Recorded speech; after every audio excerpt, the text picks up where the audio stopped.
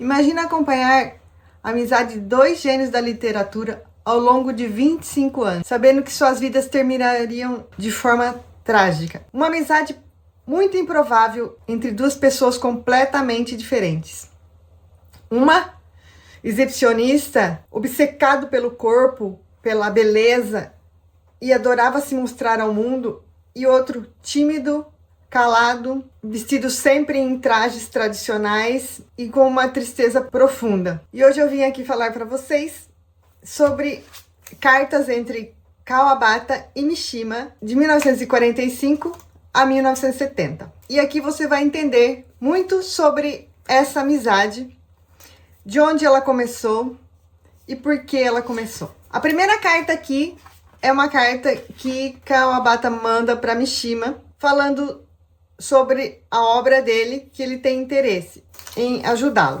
Por quê? Ele começa justamente no contexto particular do mundo literário japonês, conhecido como um Bundan. E esse termo remete ao começo da Era Meiji, que é um grupo literário não oficialmente organizado, mas muito influente, que patrocinava jovens escritores, e Kawabata era um dos membros dessa ordem, dessa Bundan, da qual ele patrocinava jovens escritores, controlava publicações e premiações. Ele conheceu o Mishima, até a primeira carta aqui ele está falando, né, que ele recebeu uma das obras do Mishima, ficou muito interessado e que ele iria lê-la.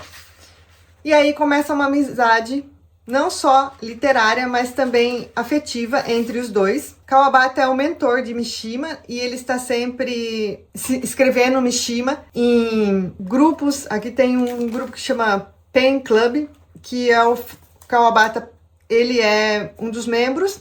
E depois Mishima também vai fazer parte por influência do Kawabata. Kawabata pede para que Mishima também faça parte desse grupo. E eles aqui existem cartas dessas correspondências.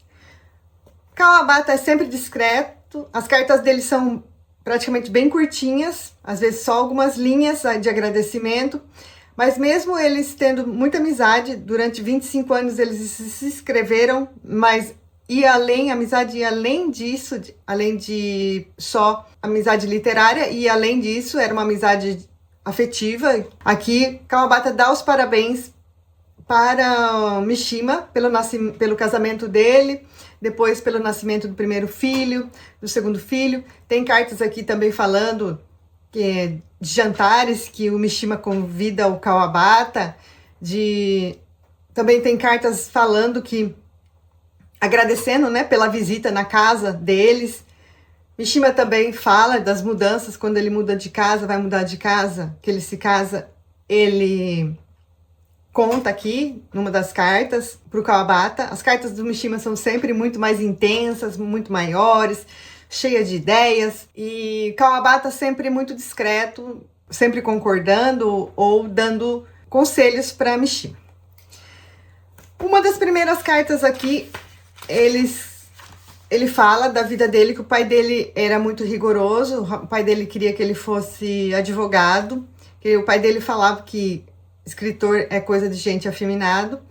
Todo mundo sabe que Mishima, ele era homossexual, né?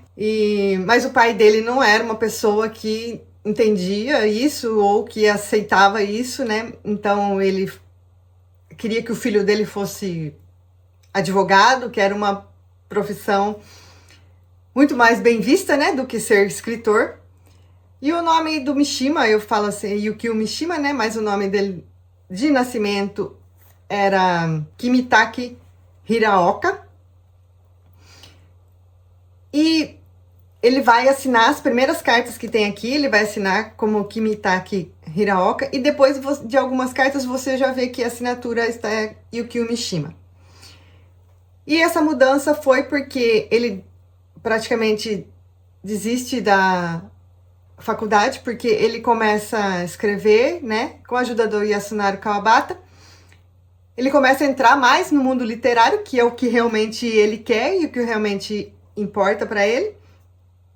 Então, para não decepcionar o pai, para que o pai não saiba que ele está fazendo isso, ele escolhe um outro nome para poder publicar os seus escritos, suas obras, as suas poesias, e ele escolhe Yukio Mishima. E por que ele escolheu esse nome? Quando ele tinha 16 anos, ele já tinha um conto que ele iria publicar, mas ele não poderia publicar com o nome dele, que seria uma afronta para o pai dele, né? Ele estava indo para uma cidade que se chama Mishima, que fica perto do Monte Fuji. Então ele escolhe o sobrenome de Mishima, Yukio, porque Yukio, que é inspirada em Yuki, que é de neve. Porque ao olhar no Monte Fuji, no topo do Monte Fuji, sempre existe neve. Então ele se inspirou nesses dois nomes para criar um novo nome para poder publicar suas obras. E talvez esse seja o primeiro personagem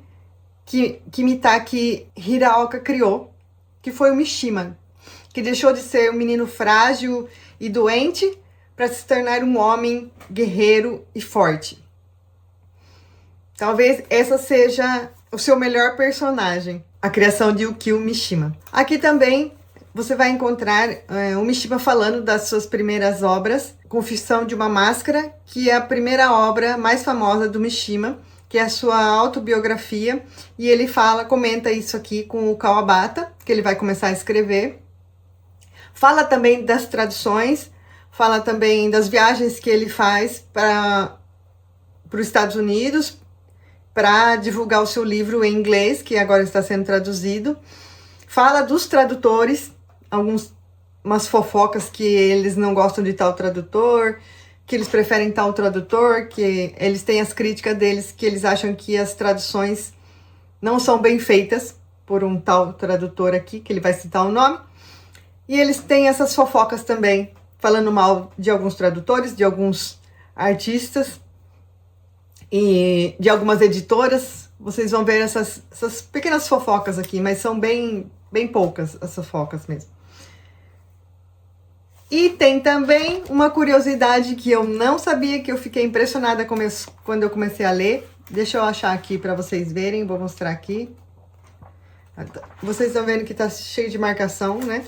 Que são muitas marcações que falam das obras dele, né? Do Mishima. Kawabata quase não fala nada das obras deles. Ele manda algumas obras para o Mishima ler. O Mishima também escreve algumas... Achei. O Mishima também escreve algumas coisas sobre as obras do Kawabata, que ele pede, mas sempre é mais o Mishima que recebe conselhos do Kawabata, e indicações e ideias para projetos. Afinal de contas, o Kawabata é o mentor do Mishima, né? Com certeza isso ia acontecer. Aqui, não sei se vai dar para vocês verem. Yukio Mishima, porque começa sempre assim as cartas, né? E aqui começa da onde é. E aqui começa, né, falando da onde foi enviada a carta. Tem de outros lugares também, por exemplo, quando é nos Estados Unidos, que é quando é da própria cidade, o lugar que ele estava. E aqui, quando eu comecei a ler, eu fiquei surpresa, porque está escrito São Paulo. Lins, São Paulo, Brasil. E eu fiquei... Como assim Mishima foi para o Brasil?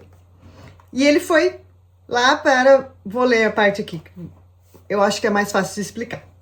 Muito obrigado pelo auxílio excepcional que o senhor e sua esposa me ofereceram na ocasião de minha partida. Né? Quando ele estava partindo, o Kawabata e a esposa dele ajudaram ele.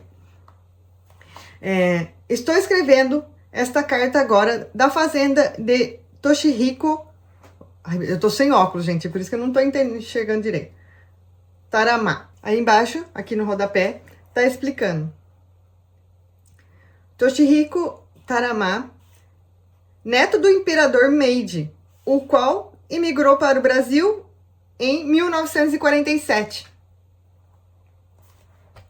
E aqui tá falando, né, que ele mora na periferia de Lins, em uma cidade interiorana, a cerca de 1h30 de avião de São Paulo. Toshihiko conseguiu dominar muito bem a língua brasileira e não se pode sentir nenhum traço de artificialidade em sua conversação de membro da realeza a fazendeiro. Agora ele era fazendeiro. E eu fui procurar, aí depois acaba essa parte, aí ele vai falar que ele já tá em Nova York. Não, que ele vai para Nova York, mas antes ele vai passar pela Argentina, é um negócio assim. E eu fui pesquisar quem era esse neto do imperador Meiji. E encontrei, vou deixar algumas fotos aqui para vocês verem. E eu fiquei impressionada, achei muito interessante isso. E ele conhecer, né, e ele visitar o Brasil.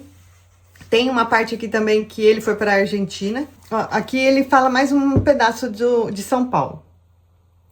Em relação à língua nativa, o português, apesar de ter muitas vogais e pronúncias, é muito próximo do japonês, de modo que não soa assim tão artificial mesmo. Quando nós japoneses a falamos, embora não haja como as palavras corpulentas do idioma anglo-saxão combinarem com o idioma japonês, motivo pelo qual me dá arrepios frente à fealdade de descendentes falando let's go ou hey, hey, hey. O português é muito mais condizente conosco. Por volta do dia 16, retorno a São Paulo, de onde parto em viagem para conhecer o verdadeiro interior, acompanhado de Nakanishi, um senhor que já conhece o mundo como a palma da mão. Planejamos passar por Mato Grosso e ir até a fronteira com a Bolívia, um lugar que dizem que se aventuraram menos japoneses do que se possa contar nos dedos da mão. Devo voltar para o Rio de Janeiro até antes do Carnaval, que começa no dia 23. Mal posso esperar para ver o Carnaval do Rio. Após o qual, pretendo ir para a Argentina, embora esteja com dificuldade para obter o visto. Caso não o consiga, de modo algum, sigo direto para a Europa. Bem, não deixe de cuidar da saúde em meio ao frio intenso do Japão. Saudações à sua esposa, como sempre. E eles também terminam as suas cartas sempre assim, desejando saúde um para o outro e desejando saudações às esposas de ambos, né? E aqui também você pode perceber que ele sempre fala do frio do Japão ou do calor intenso, ele está sempre falando das estações também. Você também sabe mais ou menos que estação que está ocorrendo naquele período que ele escreveu aquela carta. Eu achei também muito interessante. Mas voltando à parte do Brasil, que eu já saí fora. Nossa, quando eu li isso aqui, eu li até de novo. Falei, não acredito que ele foi pro Brasil. Fiquei assim, espantada, e principalmente que ele foi pro Carnaval do Rio de Janeiro. Eu acho que deve ter sido pro Mishima, Kawabata não, pro Mishima, que era um homem tão fascinado pelo corpo, pela beleza, pela sensualidade. Ele tinha esse personagem ou essa pessoa dentro dele de se mostrar. O Rio para ele deve ter sido sensacional. Pena que não tem mais nada sobre isso. Só tem essa descrição. Não tem ele falando o que ele achou, o que ele não achou, o que ele fez, o que ele deixou de fazer. Mas eu gostaria realmente de saber mais a visão dele do Rio de Janeiro, do Brasil, do Mato Grosso e de outros tantos lugares. Mas não tem. Essa vai ser a única parte que ele vai falar do Brasil. E também em relação aos filhos do Mishima, ele fala dos nascimentos dos filhos dele. O primeiro foi uma menina, depois foi um menino que eu não lembro mais o nome agora. Eu vou deixar escrito aqui para vocês. E ele fala do nascimento e eu fui pesquisar, né, sobre os filhos dele, né, o que aconteceu, se eles são pessoas conhecidas, pessoas públicas, mas não. Os dois, depois da morte do Mishima, eles se isolaram. Eles não são pessoas públicas. Você quase não sabe nada sobre a vida deles. Mesmo o menino, acho que é Eiichiro o nome do menino, eu não achei nada sobre ele. Eles não foram para a parte das artes, nem da literatura. Eles são pessoas completamente normais e desconhecidas aqui no Japão. A última carta que ele escreveu, ele foi em 1970, deixa eu achar aqui. Foi no ano que ele se tirou a própria vida, né? Cadê? Tem até uma carta que ele escreve... Aqui, ó, eu escrevi, ó. Ele já tinha ideia do que ia acontecer com ele. Porque vocês sabem, né, que o Mishima, ele tinha um exército próprio de 100 pessoas, 100 estudantes, porque ele não aceitava as mudanças do Japão e ele queria que o Japão voltasse a ser um império. E ele queria dar um golpe de Estado, que foi um fracasso. Ele chegou a invadir o quartel-general das altas defesas do Japão. Ele chegou a invadir lá, rendeu o general. E quando ele chegou na sacada para falar que as ideias dele e tudo, os soldados tiraram sarro dele, riram. E ele se sentiu humilhado, voltou para dentro e cometeu seppuku, que é aquele suicídio japonês, né, de cortar a barriga. Mas ele escreve para o Kawabata já falando das suas ideias, não isso, né, de tirar a vida, mas ele já estava planejando invadir o lugar e o que ele ia fazer, ele já deixou escrito aqui, que eu até grifei aqui, que é uma das cartas um pouco mais longas que tem aqui. E a última foi escrita em 6 de julho de 1970, que ele estava respondendo a última carta que o Kawabata escreveu para ele, falando sobre viagens que ele ia fazer para divulgar a obra dele na Coreia do Sul e em Taiwan.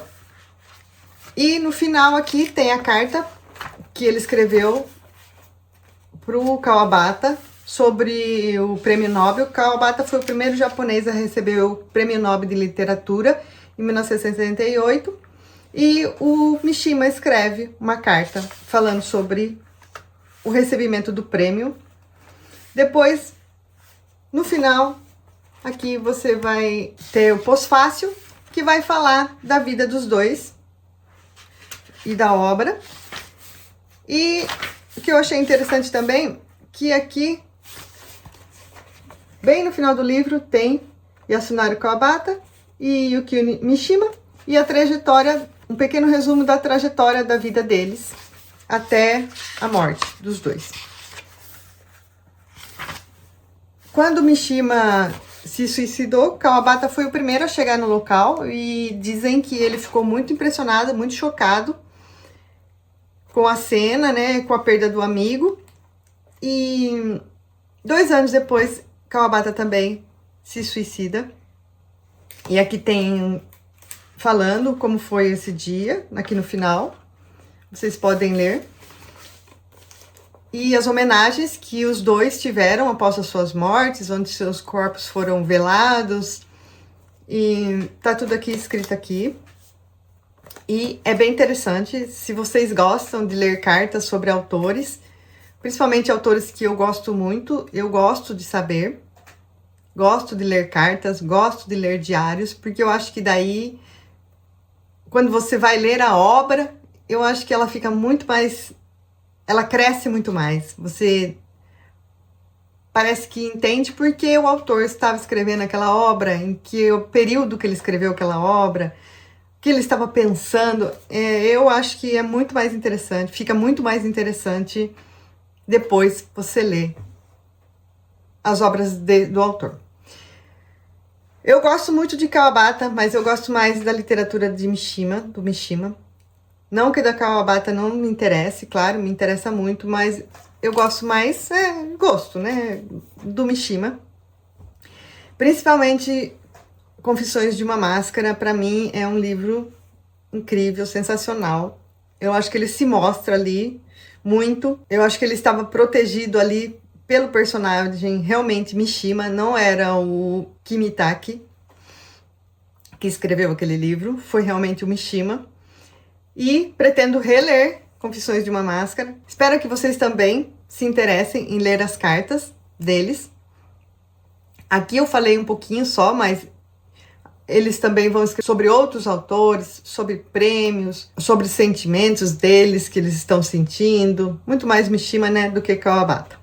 mas mesmo assim eles respondem, sempre respondem as cartas uns dos outros. E sempre também, não é porque eles são amigos que eles não tenham o respeito entre mentor e o seu pupilo, que é o Mishima. As cartas são sempre muito respeitosas e sempre muito formais, né? Como pede a cultura japonesa entre o seu superior e o seu discípulo. Vocês lendo aqui, vocês vão entender como é esse sentimento, essa hierarquia dentro da cultura japonesa. Dá para perceber bastante essa hierarquia aqui dentro das cartas. Bom, espero que vocês tenham gostado, que vocês tenham interesse em ler. E se você gostou desse vídeo, não se esqueça de se inscrever no canal, deixar o seu like e até o próximo vídeo. Tchau!